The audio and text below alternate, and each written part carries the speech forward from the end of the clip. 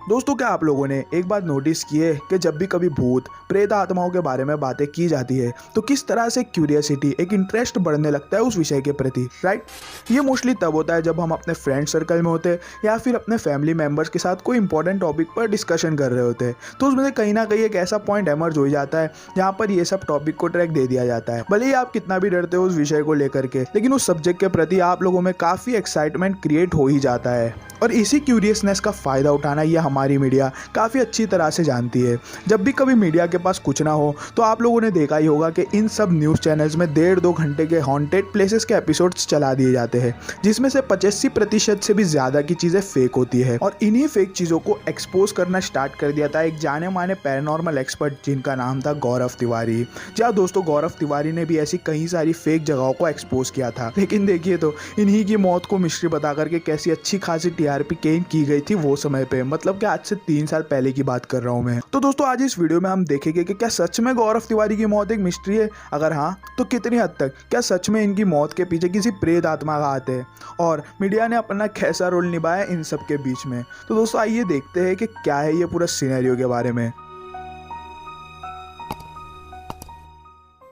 Gaurav Tiwari, the CEO and founder of Indian paranormal society. दोस्तों, अब गौरव तिवारी के बारे में आप में से कुछ ही लोग ऐसे होंगे जो नहीं जानते होंगे, लेकिन मोस्टली जो भी लोग हॉन्टेड प्लेसेस या पैरानॉर्मल चीज़ों में इंटरेस्ट रखते हैं उन्हें गौरव तिवारी की पूरी बायोग्राफी पता ही होगी ऑलरेडी। लेकिन जिन्हें नहीं पता उनके लिए बता दूं कि गौरव तिवारी एक नामचीन पैरानॉर्मल एक्सपर्ट थे। उन्होंने अमेरिका से पायलट की ट्रेनिंग अधूरी छोड़ करके अपना करियर इन्हीं पैरानॉर्मल चीज़ों में बनाना चाहा, और जब इन्होंने इस काम में शुरुआत की तो इसी काम में उन्हें काफ़ी अच्छी सफलता भी मिली।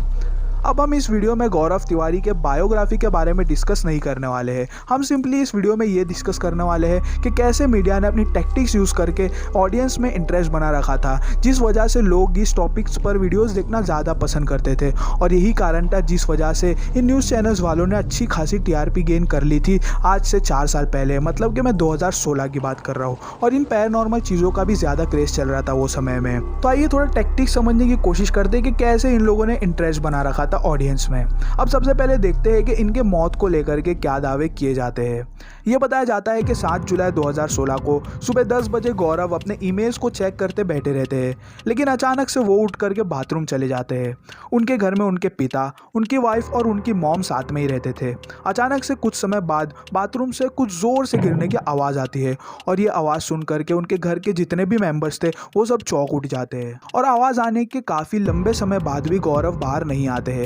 तब जाके उनके वाइफ और उनके पिता बाथरूम का दरवाज़ा ज़ोरों से खटखटाने लगते हैं, लेकिन गौरव का कोई भी रिस्पॉन्स नहीं मिलता है। तब जाकर के पूरी कोशिश करने के बाद उनके फैमिली मेम्बर्स दरवाजे को खोलने में कामयाब होते हैं, और वो ये देखते हैं कि गौरव तिवारी बाथरूम के फर्श पर गिरे पड़े हैं।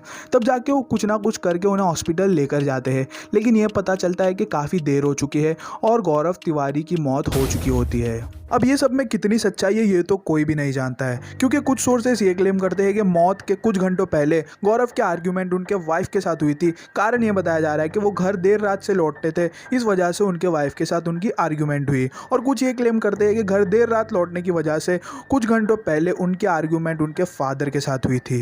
तो आप समझ रहे होंगे कि मैं क्या कहना चाह रहा हूँ। खैर, अब इन्हीं सब बातों को काफ़ी ज़्यादा चीज़ों से रिलेट किया गया था, जैसे कि आत्महत्या या फिर किसी दुष्ट आत्मा का गौरव पर हमला करना। इसका तीसरा पहलू किसी ने नहीं जल्दी डिस्कस किया, जो कि मर्डर हो सकता है। अब आगे देखते हैं। आत्महत्या इसलिए कहा जाता है क्योंकि उनके नेक पर एक बहुत ही डार्क सा सर्कल दिखाई दिया था, और दुष्ट आत्मा का कंसेप्ट इसलिए बताया जा रहा है क्योंकि बाथरूम में कोई ऐसा क्लॉथ नहीं मिला जिससे गौरव लटक करके आत्महत्या कर सके। ये सब कुछ पॉइंट्स थे जिस वजह से गौरव तिवारी की मौत एक मिस्ट्री बनकर रह गई है।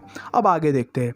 अब इन्हीं सब चीज़ों का फायदा देखिए कैसे उठाया गया है। हमारे मीडिया वालों ने तो महारत हासिल कर रखी है फायदे उठाने में। ये देखिए, मेन बात छोड़ करके इस चैनल ने गौरव तिवारी पर 5 से भी ज्यादा वीडियोस अपलोड कर रखी है। 5 से भी ज्यादा वीडियोस अपलोड करना क्या होता है, एक ही चीज़ों को घुमा फिरा कर ये लोग दिखा रहे हैं। आप अगर वीडियोस देखोगे तो आप लोगों को भी समझ आ जाएगा। जब एक बार मिस्ट्री डिस्कस हो चुकी है तो बार बार उसी चीज़ को एक ही बार घुमा फिरा कर दिखाना कोई मतलब नहीं ठहरता। लेकिन फिर भी टीआरपी गेन करने की अच्छी खासी कोशिश की गई और वो उसमें सफल भी हुए। और इन्हीं वीडियोज़ में से कुछ वीडियोज़ तो वो है जो पहले भी इनके चैनल्स पर अपलोड की गई थी, लेकिन तब उतना ऑडियंस रिस्पॉन्स अच्छा नहीं नहीं था, लेकिन गौरव की मौत के बाद वही वीडियोस को रिटर्न अपलोड करके अच्छी तरह से टीआरपी गेन की गई है। और वो वीडियोस है भांगड़ फोर्ट की, जो गौरव तिवारी के अकॉर्डिंग पूरी तरह से फेक थी। उन्होंने इसे भी फेक प्रूफ कर दिया था कि यहाँ पर कोई ऐसी चीज नहीं है जिसके वजह से हम भांगड़ फोर्ट को हॉन्टेड कह सके। अब इसी गौरव तिवारी के केस का दूसरा पहलू शायद ही कोई मीडिया वालों ने डिस्कस किया हो कि गौरव तिवारी का एक और फोन बरामद हुआ था जो पूरी तरह से फॉर्मेट किया गया था।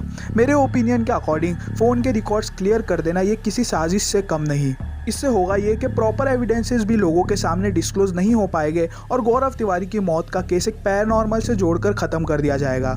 मतलब कि फ़ोन के रिकॉर्ड्स क्लियर करना सिंपल समझ में आता है कि कोई तो था जो चाहता था कि इनके रिकॉर्ड्स किसी के सामने ना आए, बस ये जो भी बातें हुई थी, जो भी कुछ हुआ था, मतलब कि उनके लास्ट कॉज वगैरह कुछ ना पता चले, इसीलिए वो रिकॉर्ड को डिलीट किया गया। और इसके पीछे और कोई रीज़न हो ही नहीं सकता है। और लोगों में ये फॉर्मेटेड फ़ोन मिलने की खबर इसलिए नहीं चलाई गई ज़्यादातर क्योंकि लोगों के ध्यान में सिर्फ पैरानॉर्मल केस ही चलता रहे, क्योंकि इस खबर के बाद लोगों में इंटरेस्ट खत्म हो जाता था और आगे से कोई भी गौरव तिवारी की मिस्ट्री को नहीं देखता, तो फिर टीआरपी कहां से मिलती? क्योंकि लोगों में इंटरेस्ट खत्म हो जाता, लोग समझ जाते कि कोई ना कोई तो मर्डर मिस्ट्री है, फोन फॉर्मेटेड कर देने का मतलब वही निकलता है, तो फिर टीआरपी मिलना बहुत मुश्किल हो जाता और यहाँ पर इन्हें अपने चैनल्स पर महंगे एड्स नहीं चलाने मिले होते। मैं ये नहीं कह रहा कि पैरानॉर्मल चीजें होती ही नहीं है, मैं बस ये कहना चाह रहा हूँ कि कैसे लोगों का इंटरेस्ट देख करके पैसे बनाए जाते हैं। अब कोई यहाँ पर कोई पैरानॉर्मल या फिर आत्मा प्रेत आत्मा आकर के तो उनका फोन फॉर्मेट नहीं करेगी, सिंपल सी बात है। अब कुछ लोग कमेंट करके कहेंगे कि गौरव ने अपनी वाइफ को कुछ दिनों पहले ये कहा था कि उन्हें कोई नेगेटिव फोर्स अपनी तरफ खींचती है। जाहिर सी बात है, वो उतना प्रेत आत्माओं के साथ कांटेक्ट में रहते थे, तो उनके लिए ये सब घटना होना काफी ज्यादा नॉर्मल है।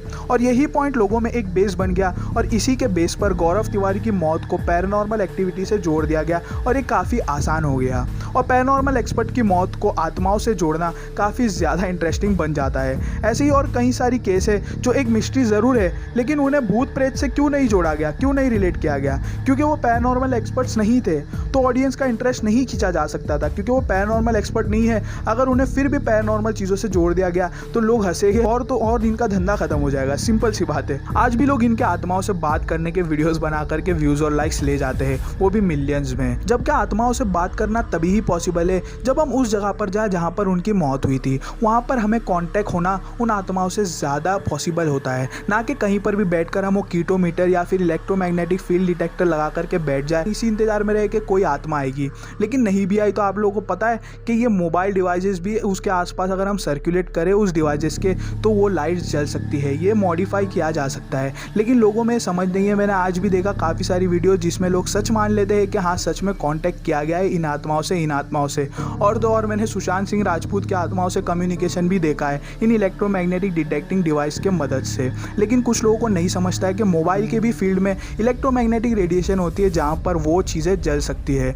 लेकिन ये मैं नहीं कह रहा कि ये झूठ है, ये सब यूज़ होता है, लेकिन वहाँ पर यूज़ होना चाहिए जहाँ पर कोई भी इलेक्ट्रोमैग्नेटिक डिवाइस को मॉडिफिकेशन ना कर सके। हमारे मोबाइल फ़ोन्स वगैरह बंद करके हम बाहर रख दे और जब जाकर के अंदर कोई ऐसी प्रेजेंस होगी, सच में कोई ऐसी एनर्जी होगी जो हमें नहीं दिख रही है, तो उस पर डिटेक्ट होगी, तो हम मान सकते हैं कि सच में ऐसी कोई यहाँ पर एनर्जी है जो मौजूद है और हम उसे पैरानॉर्मल चीज़ें कह सकते हैं। गौरव का खुद यही काम था कि लोगों में प्रेत आत्माओं को लेकर के अंधविश्वास कम किए जाए, जो एक्चुअल पैरानॉर्मल चीज़ें हैं और जो फेक है उनमें फ़र्क समझ सके। लोगों में यही उनका मोटिव था कि इस तरह की चीज़ों को फैलाए। लेकिन ये जो काम करने चला था, मीडिया वालों ने उसी की मौत को धंधा बनाकर रख दिया और ऐसी चीज़ें जिस पर ऑडियंस का ट्रैफिक ज़्यादा आता है उन पर काफ़ी ज़्यादा महंगे एड्स भी चलाए जाते हैं। तो आज के बाद जब भी कभी आप लोगों को ऐसी ही मिस्ट्रीज मीडिया में घूमती हुई नजर आती है तो उस पर शायद ही आप यकीन करोगे। पैरानॉर्मल चीज़ें एक्चुअल में एग्जिस्ट करती है, लेकिन उन्हीं चीज़ों का गलत फायदा भी उठाया जा रहा है। आप लोगों का क्या ओपिनियन है उसे शेयर जरूर कीजिएगा। तो दोस्तों, आप क्या सोचते हो इस वीडियो के बारे में नीचे कमेंट करके जरूर बताइएगा और अगर वीडियो अच्छी लगी हो तो लाइक और शेयर अपने दोस्तों के साथ जरूर करिएगा और अगर मेरे चैनल पर नया हो तो सब्सक्राइब करके नोटिफिकेशन बेल को ऑन करना ना भूलें, क्योंकि मैं ऐसी इंटरेस्टिंग वीडियोस, फैक्ट्स, मिस्ट्री चीज़ें आपको दिखाता रहता हूँ। तो दोस्तों, आज के लिए इतना ही, मैं मिलूंगा आपसे नेक्स्ट वीडियो में, तब तक के लिए गुड बाय।